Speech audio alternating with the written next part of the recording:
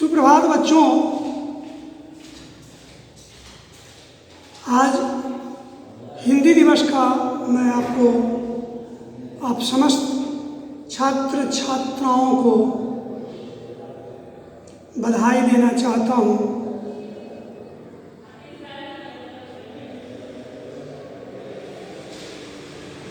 सर्वप्रथम तो आप ये जान लें, 5 मिनट में हिंदी दिवस के बारे में बोलना चाहूँगा। हिंदी हमारी एक तरह से समझिए राष्ट्रभाषा तो है ही, और मातृभाषा के रूप में भी हम हिंदी का ही प्रयोग करते हैं।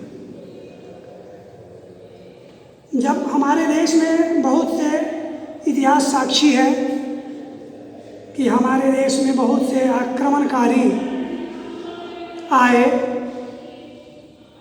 और हमारे देश के सारे प्राकृतिक संपदाओं का तहस नहस कर दिए। साथ ही जब अंग्रेज आया तो वो हिंदी को तो बिल्कुल समझिए जो बर्बादी कर दिया। वो इंग्लिश की प्रधानता होने लगी, बच्चों को इंग्लिश पर ज़्यादा बल दिया जाने लगा। नतीजा ये हुआ कि हिंदी की स्थिति गड़बड़ा गई, चरमरा गई। सारे दफ्तरों में, हर जगह, वकालत खाना में, जहाँ देखिए, फैक्ट्रियों में, सब जगह इंग्लिश की प्रधानता हो गई। इंग्लिश में ही कार्य हुआ करता था। चूँकि हम हिंदुस्तान के लोग हैं, खास करके बिहारी हैं, इसीलिए हमारी भाषा हिंदी है। और हिंदी में जितना अच्छा हम बोल लेंगे, लिख लेंगे, उतना अच्छा इंग्लिश में नहीं हो पाने के कारण अंग्रेजी पढ़ने वाले, अंग्रेजी जानने वाले लोगों का काम होता था और हिंदी वाले को बहुत बहुत परेशानियां होती थी, है कि नहीं? हिंदी का ये बिगड़ता स्वरूप को देखकर हमारी सरकार, भारत सरकार ने यह निर्णय लिया कि यह सनातन से चली आ रही यह भाषा है और हिंदी हिंद की भाषा है। हिंद का मतलब हिंदुस्तान की भाषा है, भारत की भाषा है। और जो भाषा है भारत की, हिंदुस्तान की भाषा है, वही भाषा कमज़ोर होती जा रही है। तो ये तो अच्छी बात नहीं है। इसलिए उन लोगों ने हिंदी के उत्थान के लिए, हिंदी को जागरूक, लोगों को हिंदी पढ़ने के लिए जागरूक बनाने के लिए बीच बीच में तरह तरह के कार्यक्रम भी शुरू किए और एक दिवस निर्धारित किया गया जिसे हम हिंदी दिवस के रूप में मनाते हैं। इसमें हिंदी की प्रधानता होती है, हिंदी की प्रधानता होती है और हिंदी में कार्य करने के लिए एक दूसरे को लोग प्रेरित करते हैं, है कि नहीं? ऑफिस में, दफ्तर में, रेलवे में, बैंक में, न्यायालय में या कोई भी प्राइवेट सेक्टर हो, सब में अब हिंदी में काम करने के लिए प्रेरित किया जा रहा है और इसके प्रति लोग जागरूक भी हुए। हिंदी हमारी एक सतत भाषा है, ठीक है बच्चों? तो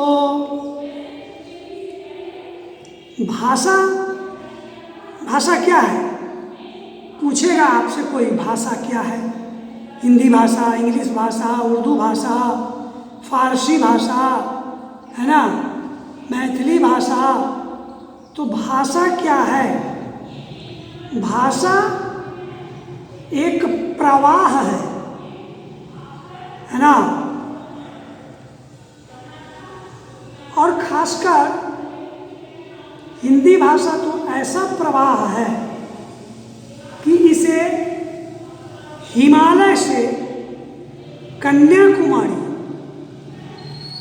हिमालय से कन्याकुमारी और द्वारका से कामरूप तक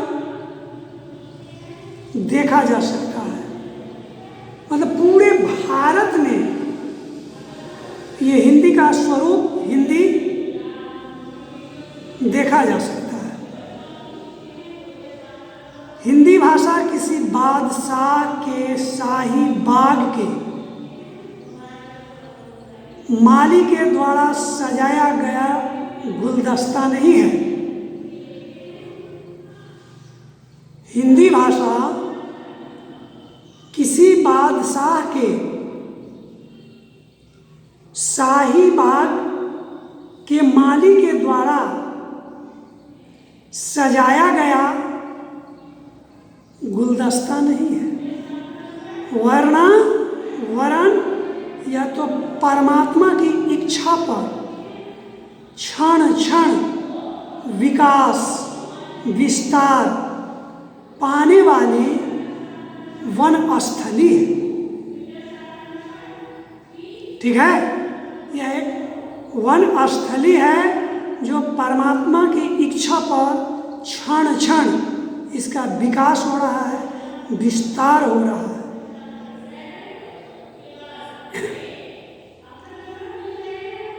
तो यह एक भाषा है। तो हम सभी लोगों को हिंदी पर विशेष ध्यान देना चाहिए। सरकार भी इसके लिए प्रयासरत है। आप भी सरकार की सहायता कीजिए और हिंदी, चूँकि आप हिंदुस्तान में पैदा लिए हैं, इसलिए हिंदी जानना, हिंदी बोलना, हिंदी लिखना शुद्ध आपका यह कर्तव्य बनता है। तो हिंदी दिवस के शुभ अवसर पर मैं आपसे यही अपेक्षा करूँगा, जो अगर हिंदी पढ़ने में आपकी अभिरुचि नहीं है तो अभिरुचि को जागृत कीजिए। जो अभिरुचि आपकी सुषुप्तावस्था में है उसको जागृत अवस्था में कीजिए और हिंदी पर विशेष बल दीजिए। चूँकि जल में रहकर मगर से बैर नहीं किया जा सकता है। जल में रहकर मगर से बैर वाली बात हो जाएगी कि हम हिंदुस्तान में पैदा लिए, चारों ओर हिमालय से कन्याकुमारी तक और कामरूप से कहाँ तक, द्वारका से कामरूप तक, चारों ओर हिंदी का क्षेत्र है, विस्तार है। नहीं, फिर हम कैसे इससे मुंह मोड़ सकते हैं?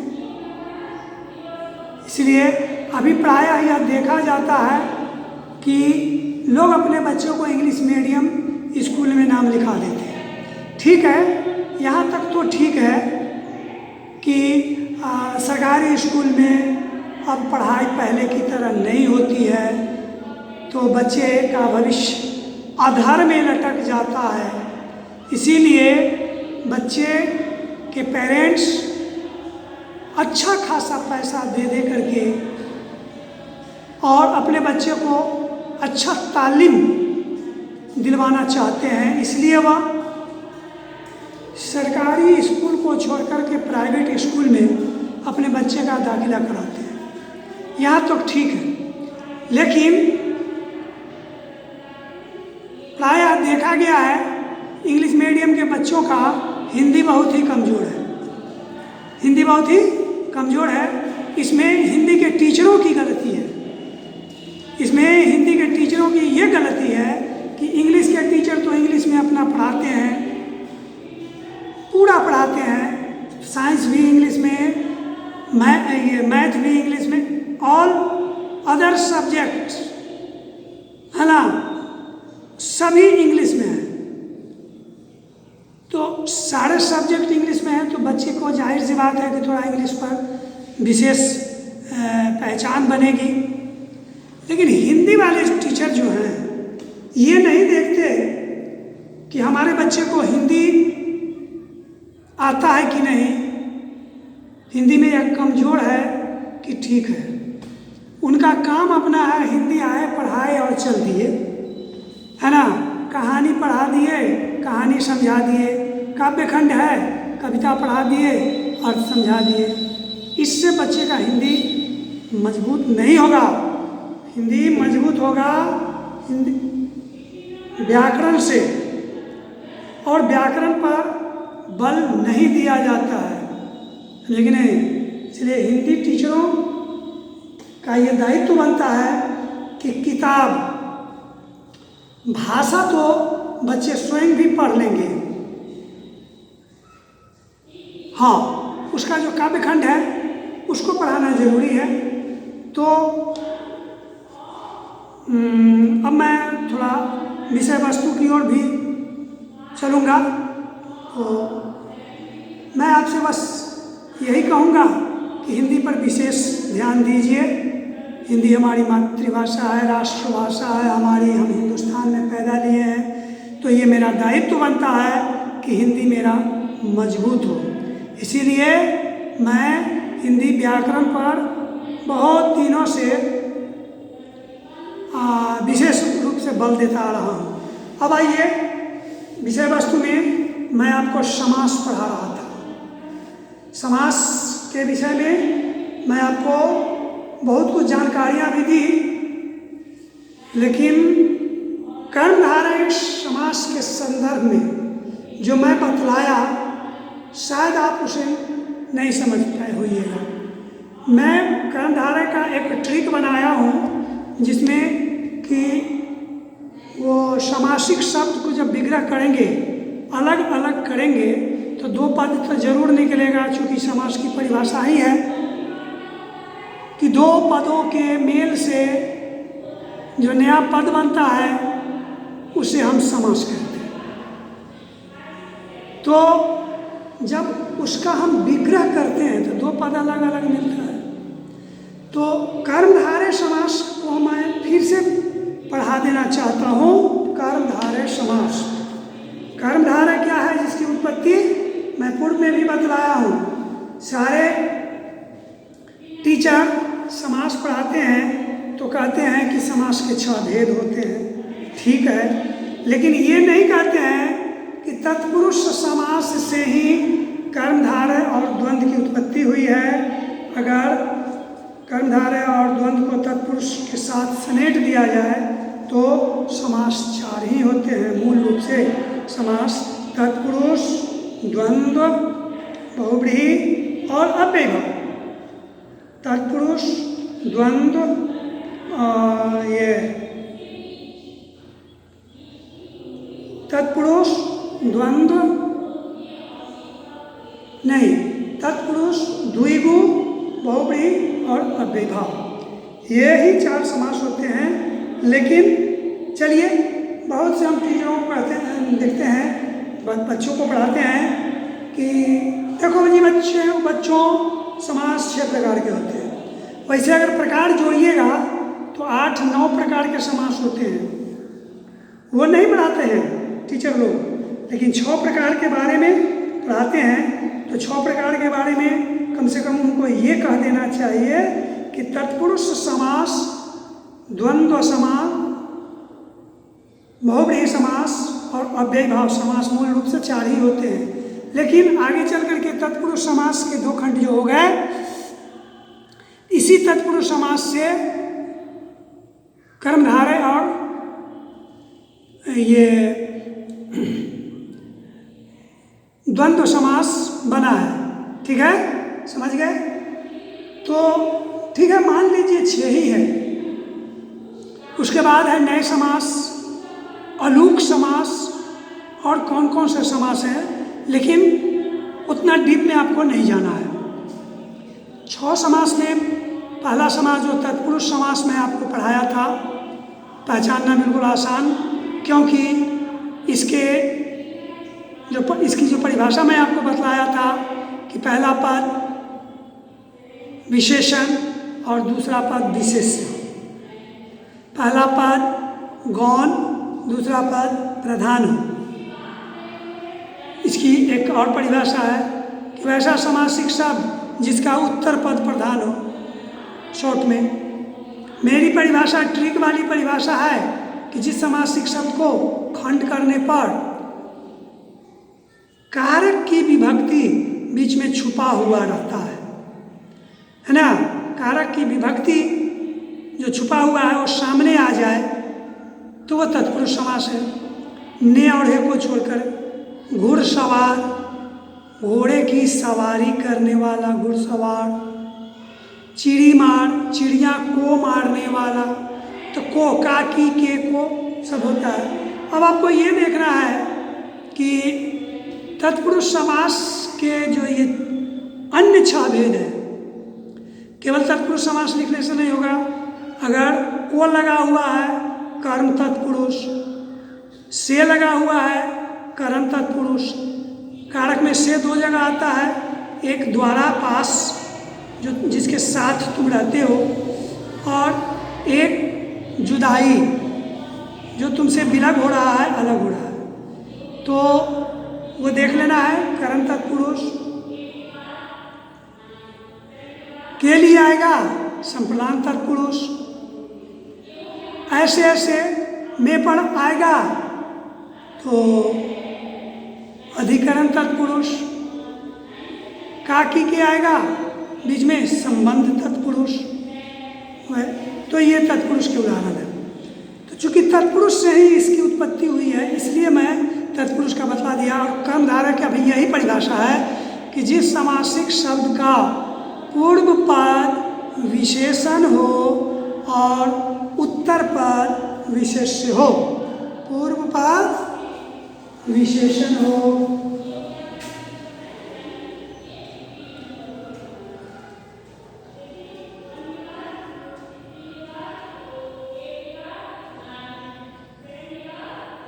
पूर्व पद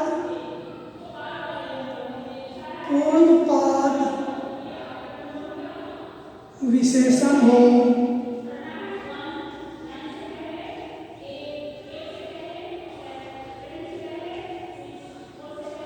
पूर्व पद विशेषण हो,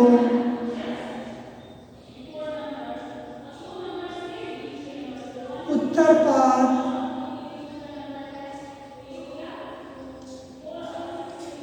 विशेष्य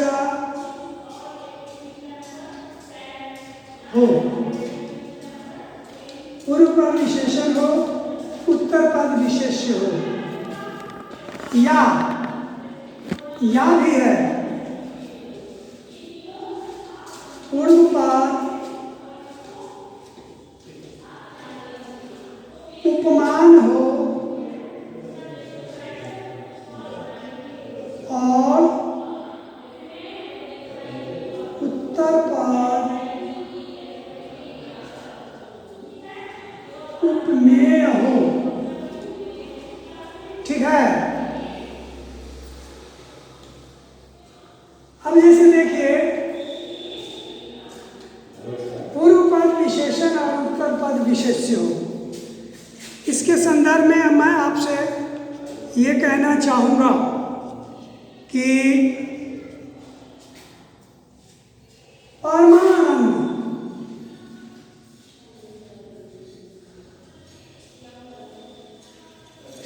तो इसका विग्रह कीजिएगा, परम धन आनंद परमानंद। तो परम धन आनंद, परम धन आनंद परमानंद, आनंद विशेष्य है और परम विशेष्य है, विशेषण है। दूसरे अर्थों में आनंद उपमेय है। उपमेय और उपमान जानते हैं, जिस चीज की उपमा दी जाती है। उपमा का मतलब मैं आपको बतलाया हूँ, उपमा अलंकार, अलंकार में मैंने उपमा के संदर्भ में आपको बताया था। तो उपमा में क्या होता है? तुलना देना। तो जिस चीज की तुलना की जाती है वो हो गया उपमेय, और जिस चीज से तुलना की जाती है वो हो गया उपमा। अब जैसे देखिए, तो ये कर्मधारय समास है। आनंद उपमेय है और परम बहुत ज्यादा। चंद्रमुख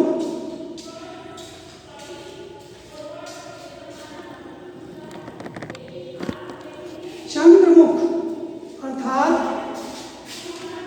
चंद्रमा के समान मुख। मुख कैसा? चंद्रमा के समान। मुख कैसा? तो चंद्रमा के समान। तो मुख यहाँ हो गया उपमेय, और किसके समान? चंद्रमा से तुलना की जा रही है मुख को, तो चंद्रमा हो गया उपमान। दूसरे अर्थ में जिस चीज की विशेषता बताई जाती है उसे विशेष्य कहते हैं। मुख की विशेषता बताई जा रही है इसलिए मुख विशेष्य है। मुख की क्या विशेषता बताई जा रही है? चंद्रमा के समान, तो ये विशेषण हो गया। तो ऐसे समस्त पद कर्मधारय समास होंगे। उसके अलावा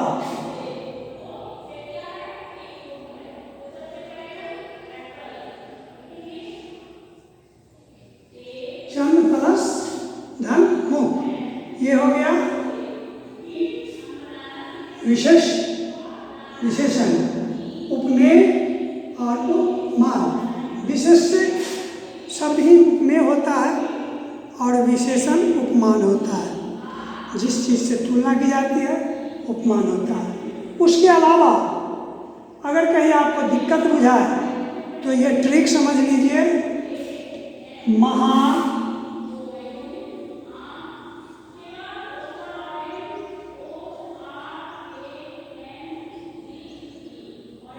परम और उप, ये तीन शब्द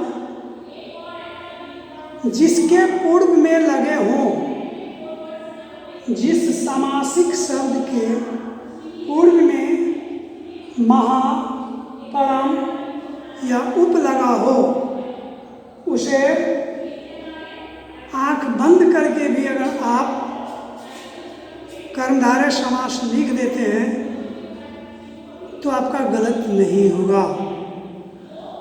जैसे महावीर,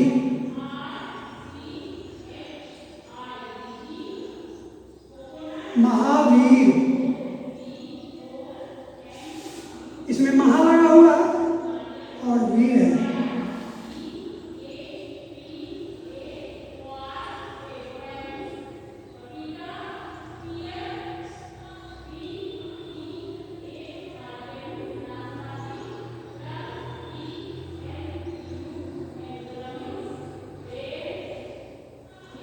महेंद्र, तो विग्रह करके देखिएगा, महा अगर आ गया तो हो गया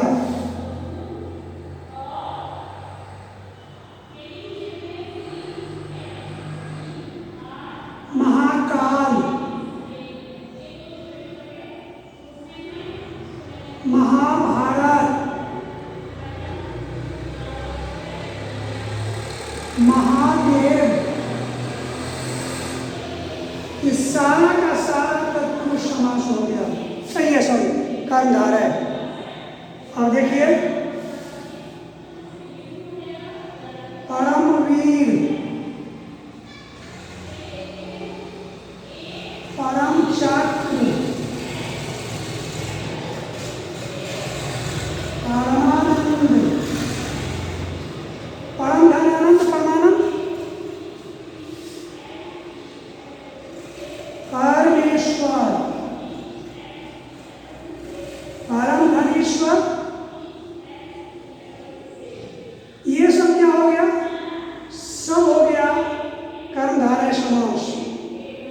अब उप भी लगा हो, जैसे देखिए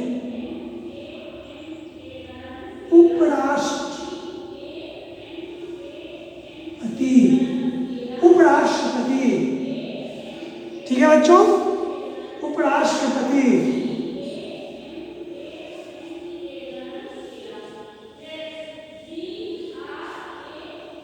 उप मुख्यमंत्री,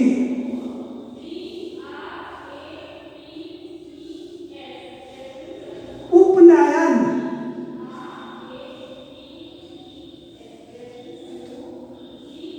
उपकार,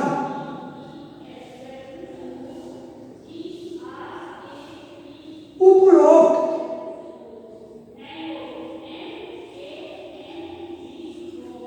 इस सारा का सारा जो समासिक शब्द हम लिखे हैं सब कर्मधारय समास का उदाहरण है। तो समझ लीजिए कर्मधारय के विषय में हम इतना डीपली नहीं पढ़ाए थे, इसलिए आज मैं कर्मधारय के विषय में पढ़ा दिया हूँ। और एक बात जान लीजिए कि अभी लगातार आपकी पढ़ाई व्याकरण की ही पढ़ाई होगी। हिंदी विषय की पढ़ाई क्या कीजिएगा अभी, इसलिए जो अगले परीक्षा का अभी डेट निर्धारित नहीं हुआ है, अगले परीक्षा का के लिए जो सिलेबस निर्धारित किया जाएगा उतना मैं पढ़ा दिया हूँ 5 to 10। और फिर जब परीक्षा का समय आएगा तो पुनः एक बार मैं उसकी पुनरावृत्ति कर दूँगा, इसलिए उस किताब के लिए आप ध्यान नहीं देना। हाँ, शुद्ध लिखने का ध्यान दीजिए, शुद्ध लिखने पर, शुद्ध बोलने पर। और शुद्ध लिखना और शुद्ध बोलना तभी आएगा जब आपको व्याकरण की जानकारी होगी। तो ठीक है, आज की पढ़ाई को मैं यहीं पे समाप्त कर रहा हूँ। जय हिंद।